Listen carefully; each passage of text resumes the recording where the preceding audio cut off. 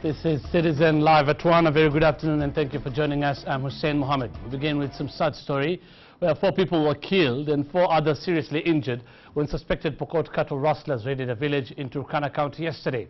The injured are recuperating at the Lokori dispensary, and 300 heads of cattle are said to have been stolen during the raid, and now the 2 communities are calling on the government to intervene. An interview is interrupted by the sound of gunshots.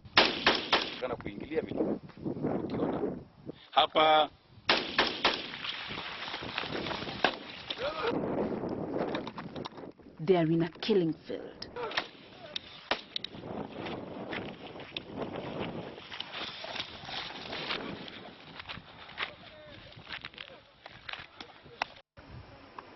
It is a search which kicked off early Thursday morning in Ayengiyeng village, Lokori, Turkana County. With a large area to cover, the young and the old joined the search team as the harsh reality sank. 4 young men who were attacked by raiders while herding were no more. 300 heads of cattle were stolen in the attack by suspected Pokot raiders. They are said to be hiding on the other side of this hill. At midday, the search team comprising Kenya Police reservists spotted the first mutilated body with gunshot wounds and mauled by wild animals.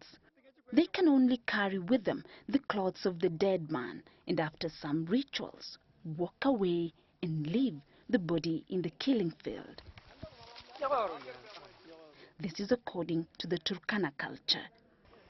Another group spots 2 more bodies, and by evening all the 4 had been confirmed dead, with another 4 who were seriously injured nursing gunshot wounds at the Lokori dispensary. Tayari tumewapata wawili, mmoja kule juu, watatu, kuna kijana tumepata sehemu nyingine.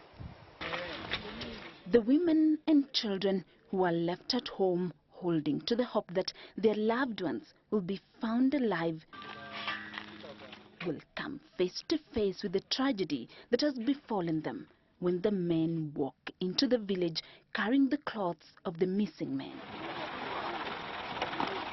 Although the government had put on notice cattle rustlers, it looks like the attacks and counterattacks between the Turkana and Pokot communities could get out of hand. Hapa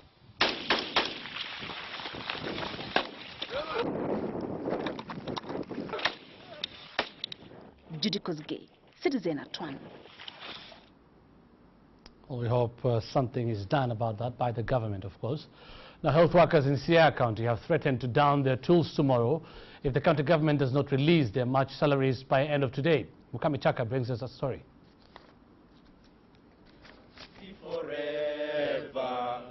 Health workers in Siaya County are not a happy lot. The workers issued the strike notice through the Kenya National Union of Nurses, Siaya branch.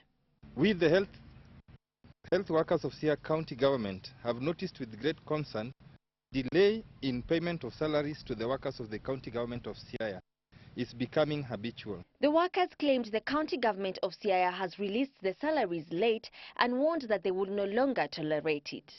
We demand the governor Siaya County to facilitate immediate release of our pay, failure to which we hereby give notice of downing our tools at the fall of 16 hours on Friday 11th April 2014. Any subsequent delays in the following months beyond 30th of every month will be followed by strikes on 1st of the following month. While addressing the press in Siaya County, the officials said efforts to negotiate with the county government have hit a dead end, thus the option to go on strike. Mukami Chaka for Citizen Live at 1. Now, the Kenya National Blood Transfusion Service is calling on Kenyans to donate blood during the Easter holidays. The department, which is mandated to ensure there is enough blood in the blood bank, points out that the demand for blood is much higher during holidays. 80% of the blood in the country is donated by schools and colleges. Monthly target is normally, the country's demand is at 30,000, but we do set, based on our resources and capacity, we set our targets, monthly targets at about 17,000. Adults have not yet taken up, they have not taken up the culture of blood donation, and they don't think it's a priority, alongside some of the beliefs that we have said. So I would say one of the challenges that we need to work on is lack of awareness or education. We still need to do a lot of public education for people to understand, because there are some people also who just do not know that that blood expires. Now, the ongoing screening of suspects rounded up in a police operation continues at the Kasarani Stadium, as the government maintains that it will not relent until all illegal immigrants are deported. A spot check also shows that security has been heightened in all major towns, with heavy police presence at key installations. Michael Jenga is still our man at the Safaricom Kasarani Stadium. Mike, what's the latest? Very good afternoon, Hussein Mohammed. Indeed, the screening is going on, still going on at the Kasarani Stadium. Very many people now being brought from other different places, other police stations, and being brought to Kasarani. Hussein, as you will remember, the Kasarani has now been gazetted to be a police station, and earlier on when we were talking to the OCPD Kasarani, he said that it's a fully fledged police station with cells where they can hold people.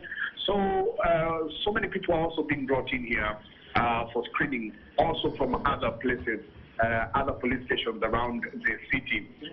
We're saying even as the screening is going on, at Isli, there is a very, very heavy police presence in Isli, as they make sure that they have mounted roadblocks, about 3 roadblocks. All entrances and exits in Isli have they've mounted roadblocks, making sure that they stop people randomly, and getting into matatus also randomly, just asking people for their IDs and telling people to identify themselves. But the police presence in Isli is quite heavy. We had a privilege to talk to one of the senior officers there, and told us that they'll be doing this all through, especially all through the weekend, just to make sure that nothing happens, and heightening security in the area. We've also witnessed several people being arrested, some of them without IDs, some of them cannot explain really where they are from or who they're living with in the city. So we're saying if the operation is going on, as the screening is going on at Kasarani, the operation also is still going on in Isli. Right, thank you very much, Michael Jenga, live on phone from the Safaricom Kasarani Stadium. You can join him later, of course, in our subsequent bulletins on what transpired there today. Right now, we go to our interview segment, and we have the chair